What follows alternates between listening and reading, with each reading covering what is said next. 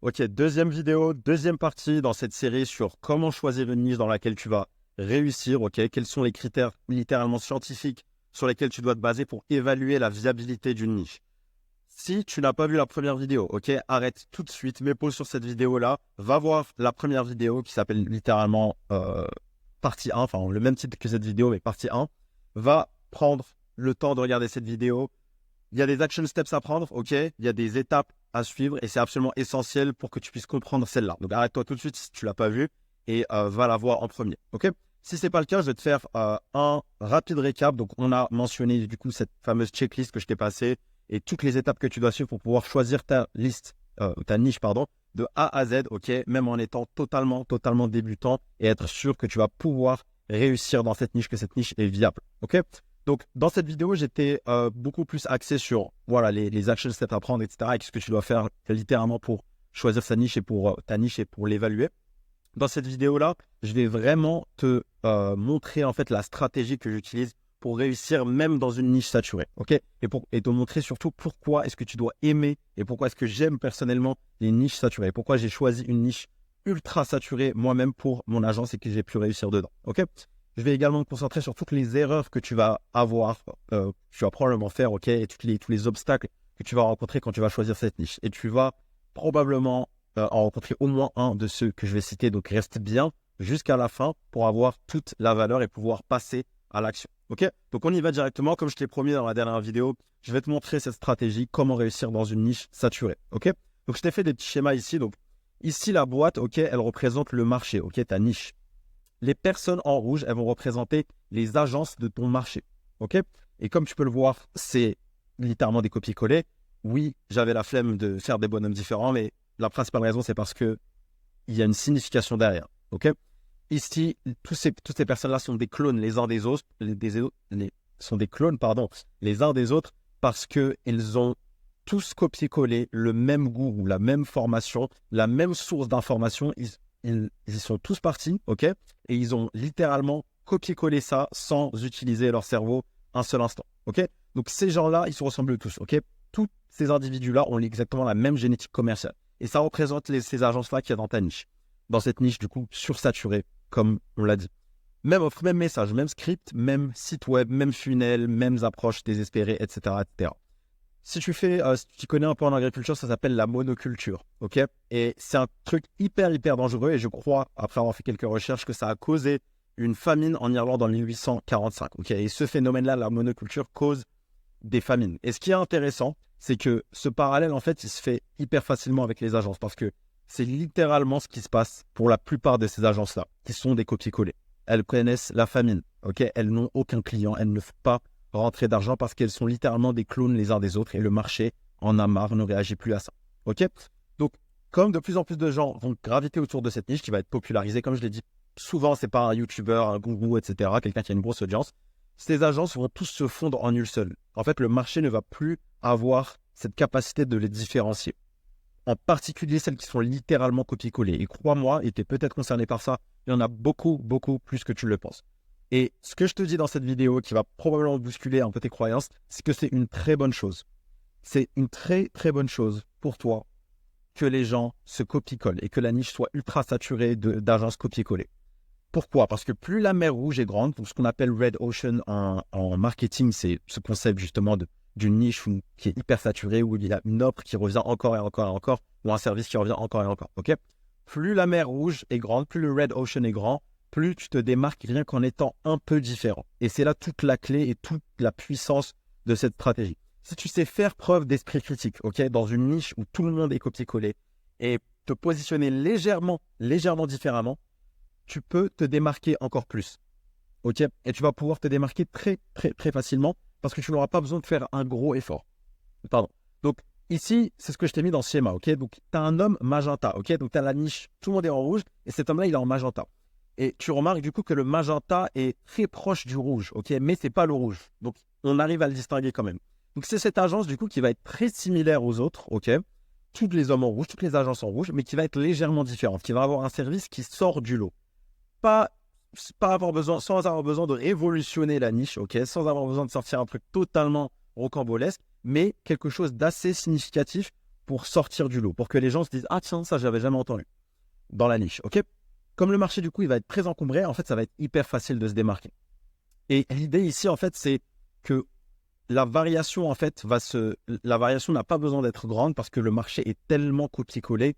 Toutes les agences sont littéralement des copies les unes des autres que la moindre petite variation va se sentir très facilement. Ok?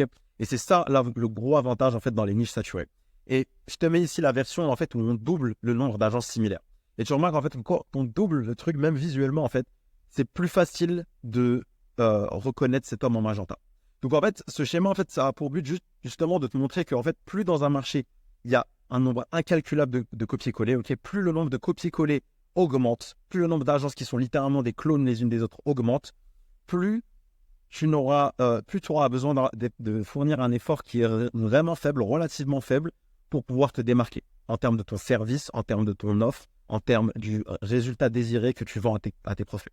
Et ce concept-là, crois-moi, il est absolument, absolument essentiel. Et c'est la raison pour laquelle, personnellement, j'adore les niches saturées. Et moi-même, j'ai décidé de me lancer dans une niche saturée pour mon agence, ok, qui est probablement une des niches les plus saturées et dans laquelle j'ai pu réussir facilement grâce à ce concept, ok.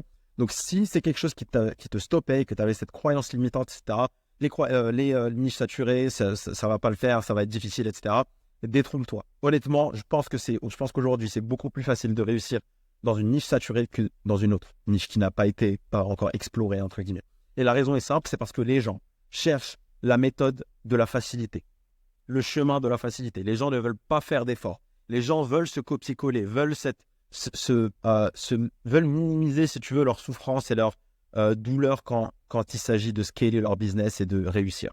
Ok? Tout le monde va faire ça.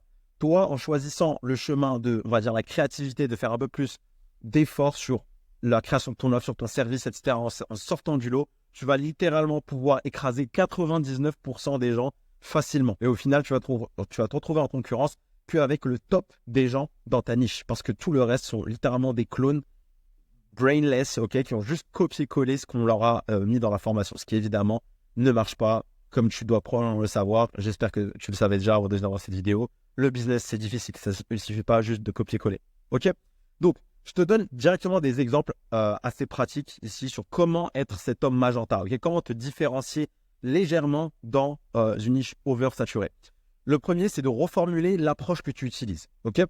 Donc, tu as probablement été branché sur le game du SMMA, des agences, du business en ligne, etc. par un YouTuber, ok. Et tu as inconsciemment ou consciemment, en fait, comment dire, copié ou simuler en fait ce qui t'a appris, que ce soit en termes de la création d'offres, en termes de la stratégie, en termes du service, etc., etc. Ok. Donc là, l'idée, c'est de reformuler cette approche, ok, de prendre la même offre, mais de la reformuler différemment, de la présenter sous un autre angle, de mettre en avant d'autres points de douleur de la niche, ok, juste de voir les choses sous un prisme différent, ok, de manière très légère, sans avoir besoin de tout refaire. La deuxième méthode, c'est d'apporter des petites modifications qui sont assez mineures à une offre qui a fait ses preuves. Ok. Donc typiquement, ça peut être rajouter un bonus qui est intéressant, ok, et qui adresse un point de douleur spécifique de la niche. Ok. Ou alors utiliser une offre qui marche dans une autre niche, mais de l'utiliser dans ta niche personnelle. Ok. Donc ça, c'est quelque chose qui marche très bien, encore une fois. Et en fait, tu appliques cette autre offre qui marche dans l'autre niche à ta niche spécifique. Et ça va te permettre en fait de te différencier très facilement, sans avoir besoin de prendre un risque de fou, parce que tu sais que ce système ou cette méthode ou cette manière de faire marche dans une autre niche qui est similaire, ok. Mais tu sais que ta niche personnellement ne l'a probablement pas vue. Et je te donne un exemple qui est assez que j'aime vraiment donner parce que c'est une niche qui est super saturée, particulièrement aux États-Unis, là où j'opère. C'est la niche des agents immobiliers, ok, le real estate. Donc, ce qui se passe là-bas, c'est que tout le monde fait du Facebook Ads. Tout le monde fait du Facebook Ads pour les agents immobiliers. Pourquoi? Tout simplement parce que tout le monde avait acheté à l'époque la formation de Iman Gadzhi et c'était un des trucs dont il faisait la promotion dans sa formation, ok, avec e-commerce, etc., entre autres. Tout le monde, du coup, a commencé à faire des Facebook Ads pour les agents immobiliers, ok. C'est devenu très facile, hyper facile d'écraser tout le monde. Il suffisait juste d'apporter un mécanisme nouveau. Par exemple, les TikTok Ads, ok. Et je connais quelqu'un personnellement, ok, un de mes amis qui a une agence de real estate et qui a lancé ce service. Et il y a ajouté même d'autres bonus, ok. Il fait TikTok Ads pour les agents immobiliers, plus un visier qui va convertir les leads en booking. OK? Plus, il a rajouté encore des bonus, Database Reactivation. Donc, c'est en fait il utilise Go High Level. Si tu ne connais pas, c'est un software un peu all-in-one qui permet de gérer toute ton agence sur une seule plateforme, hyper puissant, hyper pratique. Et donc, en fait, ce software-là te permet en fait d'envoyer des emails et des SMS en masse à une liste de contacts que tu as importés. Et il a commencé à offrir ce service-là, Database Reactivation. Pourquoi? Parce que les gens dans sa niche, les agents immobiliers, avaient littéralement la flemme d'appeler des listes de leads qui étaient hyper longues et qui devaient relancer, etc. et voir s'ils avaient des maisons à vendre, etc. Ils avaient la flemme de le faire parce que c'est manuellement, tu dois les appeler, etc. C'était un service hyper intéressant pour eux, ok, et auquel ils n'avaient jamais été forcément exposés. Donc, il leur offrait ça également dans le package de son offre. Et en fait, si tu veux, il est arrivé avec une offre qui était irrésistible et que le marché n'avait jamais entendu. C'est ça que j'appelle avoir de l'esprit critique et juste prendre quelques heures, quelques jours pour réfléchir à comment tu pourrais te démarquer. Et crois-moi, c'est hyper facile. Ce concept, si tu le comprends, tu n'auras jamais à te soucier de la concurrence dans ces niches saturées. Parce que 99% des gens ne sont même pas des adversaires. 99% des gens sont littéralement des golems, des automates, ok, qui copie-collent ce qu'on leur a dit et qui n'ont aucun esprit critique. Ok, donc hyper important. Maintenant, je vais te parler de ma stratégie du coup et ce que j'ai utilisé personnellement et qui est assez lié à ce que je t'ai décrit précédemment. Ok, donc tout simplement en fait pour expliquer ça rapidement, c'est de faire un virage à 180 degrés. Et comme je te l'ai mis ici, je vais me réduire un peu ici pour que tu puisses mieux voir. J'ai mis un bonhomme en bleu. Ok, donc l'idée ici avec la couleur bleue, c'est que je prends un virage à 180 degrés. Ok, je fais littéralement le contraire de tout ce que le marché fait. Pourquoi? Parce que le marché, de manière générale, échoue. Les gens échouent à 99% dans les niches saturées, en particulier dans le monde du SMMA.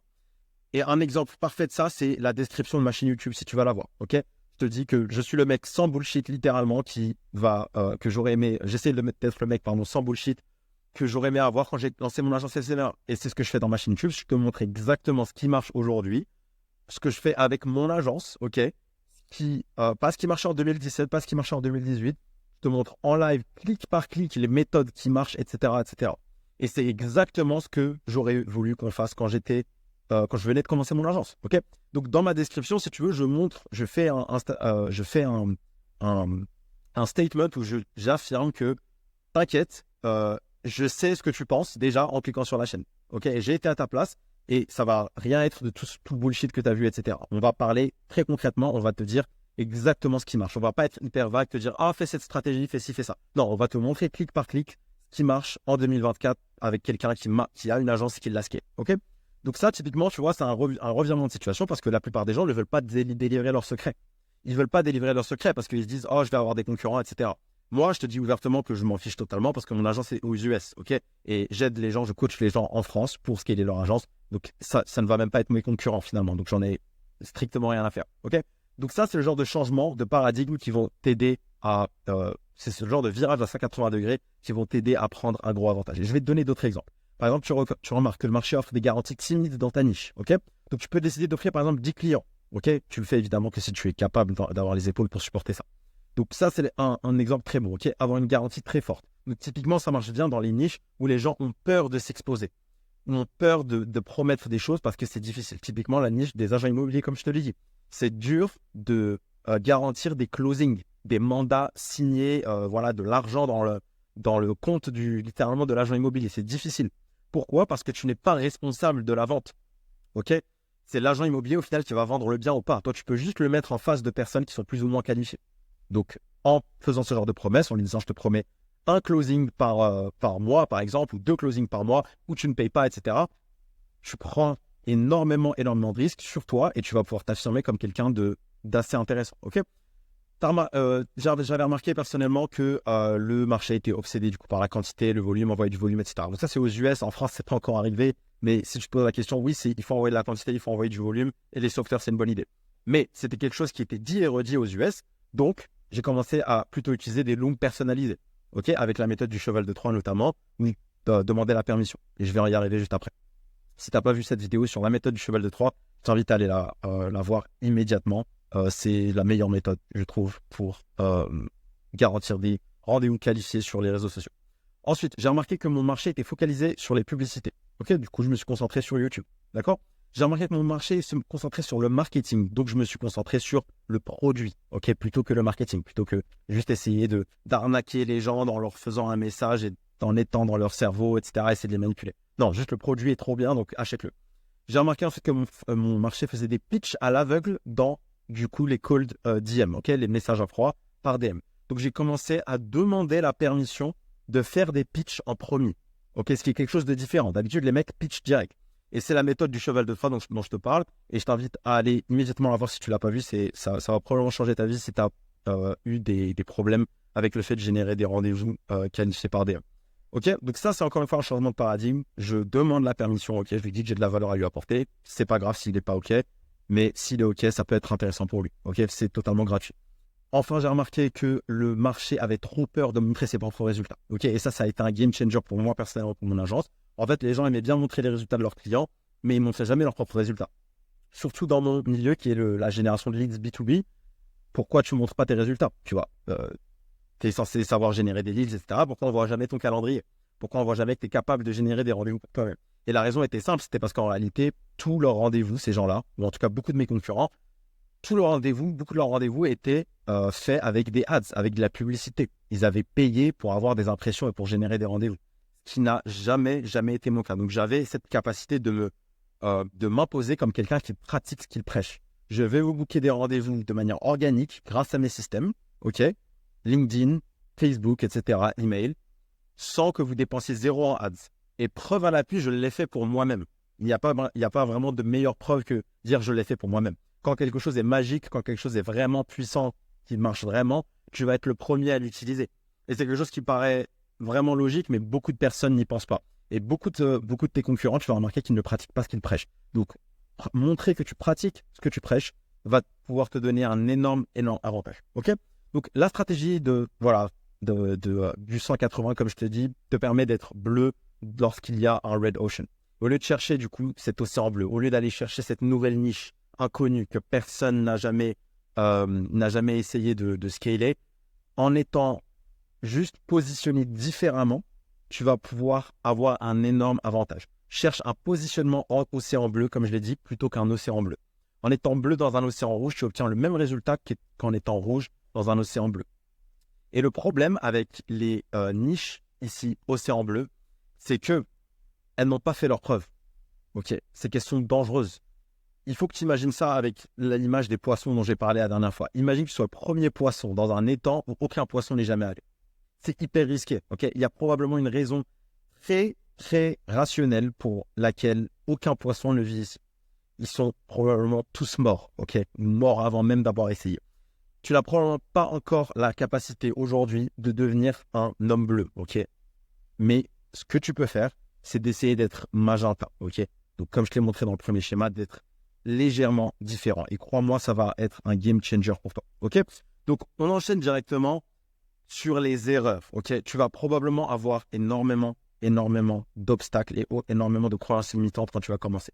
Donc, les plus grosses erreurs, j'ai essayé de les répertorier ici et prends bien le temps de regarder tout ce que je vais expliquer. Honnêtement, ça va pouvoir te sauver énormément de jours, semaines, voire des mois. Ok? Si tu es quelqu'un qui est vraiment prône à faire ce genre d'erreur. Donc, la première erreur, c'est la sélection basée sur la foule. Donc, choisir ta niche, tout simplement parce que tout le monde choisit cette niche. Donc, c'est la plus grosse erreur que je vois commettre par les débutants. Ok? Et je l'ai faite moi-même, honnêtement. Donc, c'est totalement OK si tu es tombé dans ce truc. Mais ne fais pas cette erreur. Ne choisis pas une niche juste parce que tout le monde choisit cette niche. Si un grand YouTuber, ok, un grand influenceur, etc., quelqu'un qui a un gros following revendique qu'une niche est la meilleure, tu peux être sûr que rapidement, ça va devenir la pire niche. OK? Et c'est assez simple, ça paraît être paradoxal, ce que j'appelle le paradoxe des niches idéales, mais en réalité, c'est assez simple à comprendre. Ce qui est le meilleur maintenant ne l'est plus lorsqu'il est partagé avec tout le monde. Ok? Si un bon plan, c'est comme en trading ou je ne sais quoi. En fait, s'il y a un call qui est très bon, ok, et que quelqu'un qui a beaucoup de portée, qui a une grosse audience, partage le call, bah, le call devient littéralement nul parce que tout le monde en tire parti. Ok? Et immédiatement, ça devient un truc à éviter. Donc, c'est pour ça que je ne vais pas te recommander du coup de niche dans cette vidéo. Et si tu es venu dans cette série de manière générale pour avoir des choses copier-coller, ok, je vais prendre cette niche et je vais réussir. honnêtement, c'est pas pour toi. Et de manière générale, c'est absolument pas un bon mindset à avoir lorsque tu es dans l'entrepreneuriat. Il n'y a pas de chemin facile. Il y a des chemins plus courts que les autres, certes, mais il n'y a aucun chemin facile. C'est pour ça que je ne vais pas te recommander ça, même si je ne suis absolument pas un gros YouTuber et que j'ai très très peu de following. Ça serait irresponsable de ma part, même à mon échelle, de recommander une niche en particulier. Ok. Deuxième erreur, c'est le contraire, du coup, la sélection basée sur l'unicité. Donc l'autre extrémité, c'est des gens du coup qui disent « Oh, il y a trop de gens dans cette niche, donc je vais prendre une niche où il n'y a personne. » Ça peut fonctionner honnêtement, mais uniquement si tu as de l'expérience dans cette niche. Ok. Et j'ai oublié de le rajouter ici, mais la seule condition dans laquelle ça va marcher, c'est si tu connais cette niche. Donc, par exemple, tu as un ami, tu as un oncle, tu as un papa, tu as quelqu'un qui t'a permis d'avoir une expérience dans cette niche, dont tu connais certains secrets, etc. Et tu as une idée d'un produit, d'un système qui va pouvoir les aider à résoudre le problème dont tu as conscience, ou dont tu as connaissance. Dans ce cas-là, je t'encourage fortement à aller essayer cette niche, parce que tu peux littéralement tuer le game tout seul, ok, et prendre tout rafler. C'est déjà arrivé et je connais des gens qui l'ont fait et ça peut être quelque chose de très intéressant. Mais si tu n'as pas de skill, si tu es quelqu'un qui connaît pas vraiment qui n'est pas vraiment dans ce genre de situation, évite ça, ok. Et je te donne des exemples ici de niches totalement un peu what the fuck auxquelles personne ne pense. Donc le défrichement, les courtiers en yacht, les décorateurs architectes d'intérieur, ateliers de pilates, les agences de séjour bien-être et les peintres, ok. Donc chacune de ces niches-là, typiquement, c'est un océan bleu, comme on dit. Et ici, ce qui va être très facile pour toi, c'est, tu vois, de proposer une offre nouvelle que les gens n'ont jamais entendue et proposer un service nouveau. Parce que, effectivement, ils n'ont jamais vu de concurrent à ton offre, à ton avis. OK ? Mais le problème, c'est que tu n'as pas vraiment de proof of concept, tu n'as pas vraiment de mentor qui peut t'aider à vraiment cartonner dans cette niche, etc. Okay. Les principes vont rester les mêmes que toutes les autres niches. Okay. Et je te le dis tout de suite, il n'y a pas vraiment de méthode secrète, etc. Mais la connaissance de la niche va être ce qui va te manquer. Okay. Et ça va être plus difficile pour toi d'avoir des informations sur ces niches. Donc ça, c'est des exemples de niches qui sont vraiment pas, quasiment inconnues au bataillon. Les niches comme celle-ci, comme je l'ai dit, sont envisageables si tu as de l'expérience à ton actif. Il y a très peu de stratégies qui sont éprouvées dans ce genre de niche, donc ça va être difficile pour toi de vraiment proposer quelque chose de qualitatif. Les niches principales, l'avantage énorme, c'est qu'elles ont été essayées, éprouvées et que tu vas pouvoir t'inspirer littéralement de tes concurrents. Et c'est ce que je conseille à littéralement tous les gens que je coach, etc. Et c'est ce que j'ai pu faire moi-même. Inspire-toi des gens qui sont meilleurs que toi. Prends des mentors, ok ? Inspire-toi des gens qui ont fait ce que tu veux faire, ok ? Et apprends de leurs erreurs, apprends de leur accomplissement également. C'est aussi simple que ça.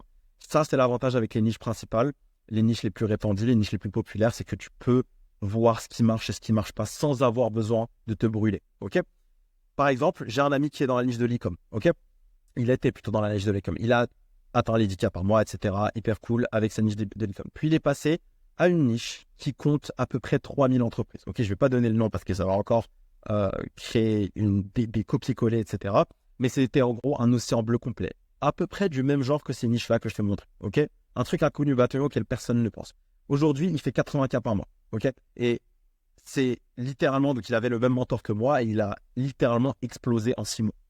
Et la raison pour laquelle ça a été le cas, c'était premièrement parce qu'il a acquis des skills dans sa première niche. Et ça, c'est un point que je veux que tu retiennes, note-le quelque part. Tu vas devoir te créer un nouveau personnage, un nouveau caractère, de nouveaux skills en tant qu'entrepreneur quand tu vas te lancer dans ta niche. Ok, tu dois changer de personne, tu dois changer d'identité. Et j'en ai parlé dans ma vidéo sur comment j'ai éliminé l'ancien moi pour réussir. Ok, c'est quelque chose par lequel tu dois absolument passer. Ok, donc ici, ce qu'il faut retenir, c'est première chose, il a acquis énormément de skills en scalant à 10K par mois dans la niche qui est hyper difficile de l'e-com. Ok ? Et deuxièmement, il a transitionné ensuite vers une niche totalement blue ocean dans laquelle il avait des connaissances personnelles. Ok ? Et ensuite, il a pu appliquer tous les skills qu'il avait appris avec son agence e-com, après l'avoir scalé, à cette nouvelle agence. Et oui, il a scalé à plus de 80K par mois après ça. Ok, donc ne crois pas que c'est aussi simple que ça. Ok, je switch de niche, c'est une niche Blue Ocean, je rafle tout le marché, aussi simple que ça. Non, il y a des prérequis, ok, et c'est ceux que je viens d'évoquer. Donc, si je devais recommencer, c'est exactement ce que je ferais, ok, personnellement. Je choisis une niche générique tu vas te battre, ok? Tu vas littéralement te battre. Tu vas faire les efforts qu'il faut faire. Tu vas atteindre ces 6 chiffres par an dont tout le monde parle, ok? Les 10K par mois. Et une fois que tu en as marre, tu peux à ce moment-là switcher vers une niche inexploitée.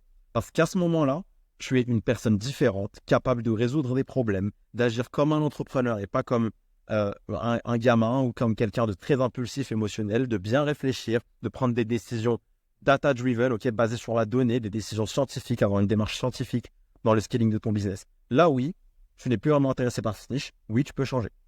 Ok? Autre point qui est assez important, quand tu veux changer, ok, la migration. Petit parallèle avec les bisons, ok? Donc, comment les bisons émigrent? Ils se rassemblent dans une zone de terre abondante en herbe. Puis quand cette herbe est épuisée, ils émigrent encore, atterrir ailleurs où il y a de l'herbe. Et quand cette herbe sera épuisée, ils vont encore émigrer ailleurs. Et quand cette herbe sera épuisée encore, ils vont émigrer encore une fois, jusqu'à ce qu'ils finissent par revenir là où ils étaient. Ok? Ils vont faire une sorte de cycle. L'espace des agences, c'est vraiment le même. Et il fonctionne de la même manière avec les niches. Ok? Et je vais te faire une petite présentation ici avec le même bonhomme blanc. Ok? Donc ça, c'est le mec, tu vois, qui arrive dans le Blue Ocean, ok? Il sort de la niche overcrowded, il dit c'est trop cool, j'ai signé 10 clients dans cette niche, c'est beaucoup plus facile que l'autre. Ok? Donc ça, c'est ce que tu t'imagines, c'est ce que les gens s'imaginent. Ok? Maintenant, je vais te donner la réalité du terrain. Ok? La réalité du terrain, c'est que tu dois rester fidèle à ta niche. Ok? Tu dois littéralement, et je pèse mes mots, te marier à ta niche jusqu'à ce que tu atteignes les 10K par mois. Évidemment, ça suppose que tu as choisi ta niche et que tu as, comme dans la première vidéo, la checklist que je t'ai donnée, tu as coché tout ce qu'il y a dans cette checklist et que la niche, de manière scientifique, correspond à une niche qui est viable. Ok? Ça, c'est le présupposé. Sinon, cette phrase n'est pas à prendre en compte. Si tu as fait ça, si tu es passé par ce process et que la niche fait absolument sens pour toi et que tu as coché tous les critères de viabilité, tu vas rester fidèle à ta niche jusqu'à ce que tu atteignes 10K par mois. Tu vas littéralement te marier à ta niche jusqu'à ce que tu passes cette barre. Une fois que tu as sélectionné ta niche, tu vas y être marié, comme je l'ai dit. Et peu importe l'excuse que ton cerveau va te sortir, parce qu'il va t'en sortir, les excuses, ton cerveau, et crois-moi, tu vas avoir énormément d'obstacles, tu vas avoir énormément tu vas avoir le fameux Shiny Object Syndrome, ok? Où tu es hyper distrait, tu as envie de commencer ce business, voir cette niche, lancer un nouveau produit, un nouveau service. Tu vas avoir ça à gogo, ok? En particulier, si tu es quelqu'un qui scrolle beaucoup, qui regarde beaucoup de vidéos YouTube, etc., et qui est prône à la distraction, tu vas passer par ça, c'est obligatoire. Mais tu dois absolument rester sur ta ligne directrice. Peu importe quelle excuse ton cerveau va sortir, tu ne changes pas. Tu restes marié à cette niche parce que tu l'as choisi pour des raisons parfaitement rationnelles. Donc, littéralement, prends une feuille maintenant, tu écris les mots suivants. Ok, tu l'écris autant de fois qu'il faut et tu l'accroches, je ne sais pas, dans un endroit que tu peux voir tous les matins en te réveillant. Je ne vais pas changer de niche avant d'obtenir les 10K par mois. Ok, et tu le regardes tous les matins et tu t'y tiens et tu te promets, tu fais un serment à l'univers ou Dieu ou je ne sais quoi, que tu ne vas jamais changer de niche parce que tu l'as choisi pour les bonnes raisons et que tu n'as aucune raison de ne pas atteindre les 10K par mois. Ok? La niche va te tester. Ok? Et c'est ce que j'essaie de véhiculer dans ces vidéos. C'est que la réalité du terrain, elle est beaucoup plus difficile que ce que le gourou qui t'a vendu la formation prône. Ok? C'est ce que je dis aux gens que je coach. C'est que les gars, c'est difficile. C'est très difficile. C'est vraiment difficile de gagner beaucoup d'argent et de signer des clients et d'avoir quelqu'un qui te donne 3K, 4K par mois, tous les mois pour ton service. La niche va te tester, quelle que soit la niche que tu choisis. Va y avoir des problèmes et tu vas avoir envie de tout arrêter et de quitter parfois. Ok? Tu vas avoir envie, ça ne veut pas dire que tu vas passer à l'acte. Ok? Tes émotions doivent être décorrélées de tes actions. Donc attends-toi à cela, attends-toi à avoir ces obstacles et ces envies et ces hauts et ces bas. Comme je te le dis dans une de mes précédentes vidéos, le progrès, il est localement sinusoïdal, ok? Mais il est globalement linéaire, ok? Donc ça veut dire qu'à grande échelle, tu vas progresser. Si tu regardes 6 mois avant et 6 mois après, tu vas voir qu'en fait, tu as progressé. Mais si tu regardes sur une semaine, peut-être, tu vas voir que tu fais des hauts, des bas, que ça fait une sinusoïde, ok? Tu vas avoir l'impression de stagner. Donc, attends-toi à cela. Chaque niche va te tester. Chaque niche est difficile. Chaque niche a des problèmes et chaque niche a ses pour et ses contre. Si jamais tu changes de niche après 2 mois, ok, et je te le dis très clairement, c'est trop difficile, c'est trop saturé, j'arrive pas à signer des clients, j'arrive pas à closer, j'arrive pas à trouver le script qui marche. Sache que si tu quittes après 2 mois, tu es juste un idiot complet et tu ne construiras jamais rien de valuable avec ce mindset-là. C'est juste la réalité. Dans le business, tu vas obligatoirement avoir à faire face à ce genre d'épreuve. Ok? Et la raison pour laquelle c'est un raisonnement, c'est un mindset littéralement d'idiot, c'est qu'il faut comprendre comment marche la compréhension de ta niche. Ok? Comment ça marche de comprendre une niche et de gagner en profondeur de compréhension. Plus tu passes de temps dans ta niche, plus tu vas la comprendre profondément. Choisir ta niche, c'est honnêtement la partie facile. Comme je te l'ai mis dans la partie 1, tu prends la checklist, tu coches tout ce qu'il y a à cocher en littéralement 1 heure, ou 2 heures, ou 3 heures, allez. Au pire, une journée, c'est fini, c'est fait. Tu as choisi ta niche. Donc, c'est la partie la plus facile. La partie la plus difficile, c'est de t'y tenir malgré les épreuves, malgré les problématiques. Comprends bien ça. S'il y a une agence dans ta niche, ok, qui gagne actuellement autant d'argent que tu le souhaites, que ce soit 5, 10, 15 cas par mois, alors tu peux aussi le faire. C'est aussi simple que ça. S'ils ont réussi, c'est qu'il n'y a aucune raison pour laquelle tu ne peux pas réussir. Les problèmes doivent être résolus. Quand tu vois un problème, tu ne dois pas être dans une démarche de fuite. C'est juste savoir comment résoudre ce problème. C'est aussi simple que ça. Changer de niche, c'est comme changer d'entreprise, comme je le mets ici. Ça va réinitialiser tous tes progrès dans cette niche-là à zéro. Et toutes les connaissances propres à ta niche, en fait, elles vont être réinitialisées à zéro finalement, puisque tu vas quitter. Ok?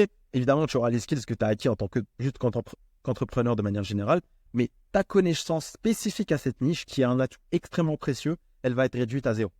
Les problèmes prennent du temps à être résolus dans le business. Et pour ton agence, c'est exactement la même chose, ok, pour votre business. Ils demandent de la douleur et de la souffrance. Et je pense que c'est un point sur lequel les gourous n'insistent pas assez dans leur formation. C'est que c'est dur et c'est que ça va te faire souffrir par moments. Tu vas ramer, tu vas te dire j'arrive pas à avancer, etc., etc. Ok? Lorsque tu rencontres un problème lié à une niche, n'essaie pas de le résoudre en fuyant. Ça ne sert à rien de fuir. Parce que tu vas avoir un problème dans une autre niche dans laquelle tu vas fuir. Ok? Et si tu ne fais que fuir, tu vas littéralement fuir ta propre incompétence à l'infini. Mais tu ne peux pas faire ça. Parce que la seule manière de faire ça, c'est littéralement soit de quitter, donc d'abandonner, soit de résoudre ces incompétences, ok, et de les améliorer, de les transformer en compétences. C'est absolument stupide comme raisonnement. Donc répare-le. Quand tu vois que tu as un problème dans ta niche, répare-le. Prends le taureau par les cornes, comme on dit, et mets-toi au travail. C'est le meilleur conseil que je peux te donner lorsque tu arrives à des obstacles dans ta niche. Ok? Et je vais te donner un exemple pour que tu puisses un peu plus t'identifier à ce que je raconte avec moi, mon expérience et ma toute première agence en real estate. J'arrivais pas à trouver un moyen de booker des gens et même de contacter ces agents immobiliers. Ok, j'utilisais en fait des plateformes qui n'étaient pas vraiment adaptées. Ok, j'envoyais des calls d'email, etc. avec un script copier-coller probablement comme tu le fais. Et j'ai eu ce problème pendant environ 2 à 3 mois. Ok, et j'ai vécu tout ce que je mentionne ici. Ok, donc tous ces doutes, etc. Toutes ces douleurs, cette frustration et me dire en fait que je ramais et que j'allais pas y arriver. Pendant 2 à 3 mois, j'ai vécu ce problème. Et je ramais, je bookais à peu près 4 à 5 rendez-vous par mois quand j'ai commencé. Ok, pendant des mois et des mois. En me cassant la tête, ok, et en ayant ce mindset, ok, de les autres qui ont réussi, pourquoi pas moi? Tu vois des gens de 18 ans, 16 ans, 17 ans, 19 ans qui réussissent et qui sont dans des situations parfois moins avantageuses que toi. Tu vois que, je sais pas, leurs parents sont divorcés, qui bougent d'une maison à l'autre, qui n'ont pas d'études, qui vivent sous l'aide du gouvernement, etc. Tu vois que ces gens-là ont plein de problèmes dans ta vie que toi tu n'as pas et pourtant ils ont réussi. Donc avec ce mindset, je me suis dit que ok, il fallait que je voie les choses de manière très pragmatique. Je me casse la tête, j'apprends des gens qui sont meilleurs que moi, ok, il y a un S à genre, et j'agis avec rationalité, avec bon sens, ok. Pourquoi est-ce que je n'arrive pas à les capter, ok, à les contacter, ok. Pourquoi est-ce que je n'arrive pas à les booker? Pourquoi est-ce que ça n'arrive pas à convertir en rendez-vous? Et j'ai compris plusieurs choses en faisant ça, ok. Ça m'a pris plusieurs jours, plusieurs semaines, etc. Premièrement, c'est que les SMS étaient la meilleure manière de capter l'attention des agents immobiliers. Ok, c'est juste quelque chose que j'ai compris en essayant, en testant et en raisonnant de manière assez logique. La raison est très simple, c'est parce que les agents immobiliers sont toujours sur leur téléphone. Toujours sur leur téléphone. Et que le cold calling était quelque chose d'extrêmement utilisé et que les gens arrivaient facilement à voir que c'était un pitch. Donc les agents immobiliers, la manière avec laquelle tu leur parlais, ils voyaient que c'était un pitch. Ok. Évidemment, il y avait des scripts différents et tout pour contourner ce problème et essayer d'être un peu plus unique, mais c'était quelque chose qui était moins efficace. Les SMS, en revanche, c'était hyper efficace. On avait des réponses hyper rapides, ok, et surtout, comme je le mets ici, je pouvais automatiser ça. et je pouvais envoyer du coup beaucoup de volume. Et ça a été un game changer pour moi. Et comment est-ce que j'ai compris ça? Comment est-ce que j'ai appris ça? Tout simplement en ayant le bon mindset, en me disant, OK, je ne réussis pas, c'est ma faute. Pourquoi c'est ma faute? Parce que des gens comme moi, et même moins que moi, en termes de ce qu'ils ont dans la vie, de manière d'opportunités et de confort, etc., ont réussi. Donc moi, je n'ai aucune raison de ne pas réussir. Donc j'ai eu ce mindset-là et j'ai pris le taureau par les cornes et j'ai regardé de manière objective ce qui n'allait pas. Et j'ai cherché des réponses chez les gens qui savaient mieux que moi. Et surtout, j'ai regardé ce qui se passait dans ma niche. J'ai augmenté ma compréhension de la niche. J'ai essayé de comprendre comment pensait un agent immobilier. Ok, les problèmes qu'il avait au quotidien. Qu'est-ce qu'il faisait dans son quotidien? Comment je pouvais l'aider? Donc, j'ai réussi à automatiser ce process pour faire du volume, etc. Et surtout, je me suis rendu compte que mon offre était absolument horrible. Mon offre était nulle. Mon offre n'offrait pas assez de valeur à mon prospect. Donc, tout simplement, j'ai changé mon offre. Et grâce à cette meilleure compréhension des agents immobiliers, surtout aux États-Unis, j'ai pu créer une offre qui est irrésistible et qui me permettait d'avoir leur attention. 6 mois plus tard, je bookais en automatique, en total automatique, 2 à 4 rendez-vous par jour. OK? Donc, je vais essayer de t'expliquer ça avec un schéma. Donc, c'est ici le schéma de ta niche, tes problèmes, etc. OK? Et ce que tu dois comprendre ici, c'est que ça, c'est une représentation de la profondeur de compréhension d'une niche. Et ce que tu vois ici, le graphe, en fait, donc sur les ordonnées, c'est le temps qui passe, ok? Et sur les abscisses, je vais le mettre ici pour que tu puisses voir ça plus facilement, c'est la compréhension, ok? Donc comme tu le vois ici, plus tu augmentes, plus le temps passe, ok? Plus ta compréhension augmente, ok? Donc ici, au début, tu vois, c'est quasiment à zéro. Ça touche quasiment la ligne. Donc, aucun temps n'est passé, ok? Tu es littéralement au niveau zéro. Donc, tu ne comprends pas la niche. Tu as un niveau de compréhension zéro. Et plus tu avances, plus ça va augmenter. Et ce que tu vois ici, ce que j'ai essayé de mettre en avant ici, c'est que ça va vite. C'est-à-dire que les premières semaines, les premiers mois, en fait, ils vont être absolument critiques pour que tu puisses comprendre ta niche. Parce que tout simplement, tu vas passer de zéro à un niveau raisonnable très facilement. Et ce niveau raisonnable, tu vas y rester longtemps. Et c'est quelque chose d'assez frustrant parce qu'en réalité, cet écart-là, ce delta ici, ce différentiel ici, ok, entre cette ligne-là et cette ligne-là, il va te prendre énormément de temps. Ok, ça va peut-être te prendre 6 mois, 1 an pour passer d'une compréhension normale, ok, une compréhension à laquelle tu arrives en quelques mois, à une compréhension ici qui est un peu plus élevée, mais qui fait toute la différence. Parce qu'en fait, cette compréhension-là, cet écart de compréhension-là va faire la différence entre 99% des gens dans ta niche qui ont abandonné ici, ok, ou qui n'ont pas laissé assez de temps pour, qui ne se sont pas laissés assez de temps pour augmenter en compréhension dans cette niche, et toi, ok, qui a eu la patience, qui a continué à travailler, qui a continué à prendre du feedback de ton marché et qui a gagné ce petit delta supplémentaire qui va faire toute la différence. C'est la même chose pour les problèmes de ta niche et c'est la même chose pour les solutions aux problèmes de ta niche, ok? Ça prend du temps, en gros. L'idée principale ici, c'est que ça prend du temps d'être bon dans ce que tu fais, ok? La niche spécifique que tu as choisie, le problème spécifique que tu as choisi de résoudre et la solution à ce problème-là, ça va prendre du temps, ok? Et de la patience et des efforts pour atteindre un niveau qui te permet d'écraser tout le monde, ok? De littéralement te démarquer facilement. Donc, garde bien ce graphe-là en tête, ok? Ça prend du temps, mais avec seulement quelques efforts, avec seulement un peu de temps, tu arrives déjà à un niveau raisonnable, ok? Et après, ça se joue sur des détails, ok? Sur une compréhension de plus en plus fine de ta niche et de ses problèmes pour pouvoir cette fois te différencier. Passer d'une offre qui est bien à une offre qui est totalement au-dessus de toute la concurrence. Et ici, si tu te poses la question, ok, par rapport aux niches, comprends bien ça et retiens bien ça, c'est que la meilleure niche est celle à laquelle tu es resté marié pendant plus de 6 mois. C'est aussi simple que ça. Et honnêtement, j'ai été gentil en disant 6 mois, c'est probablement 1 an, pour être réaliste, ok? La meilleure niche, c'est celle à laquelle tu es marié pendant plus de 6 mois. C'est celle pour laquelle tu as travaillé, ok? Pour laquelle tu as mis le temps nécessaire et les efforts nécessaires pour augmenter en compréhension, ok? Gagner en skills, gagner en prendre de la hauteur en fait sur les problèmes, avoir une vision un peu plus holistique des problèmes spécifiques de ta niche, de leur jargon, du jargon qu'ils utilisent, du genre de solutions qu'ils aiment et qu'ils n'aiment pas, etc., etc. Et la pire niche, tout simplement, c'est celle que tu viens de choisir, ok? C'est la niche dans laquelle tu viens de te lancer et dans laquelle tu ne connais pas grand-chose, ok? Toutes les niches ne sont ni bonnes ni mauvaises en réalité. C'est uniquement une question de timing et d'effort fourni. C'est littéralement Juste ça, ok?